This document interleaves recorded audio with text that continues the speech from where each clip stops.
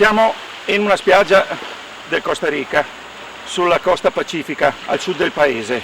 Siamo nel Parco Nazionale del Corcovado.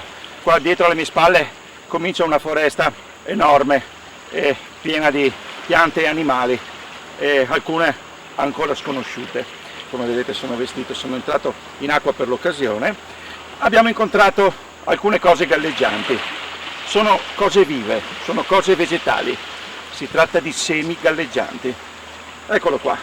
Questo seme, che è molto comune nei paesi tropicali, è un seme di entada, una pianta leguminosa, quindi parente dei fagioli, che è adattata a farsi disperdere, a far disperdere i semi dai flutti del mare. Infatti è molto comune trovarla spiaggiata. Questa pianta, quindi, una volta che il seme raggiunge la spiaggia, germoglia e questa pianta si sviluppa vicino appunto alle coste. Dopodiché, essendo una liana, comincia a espandersi all'interno.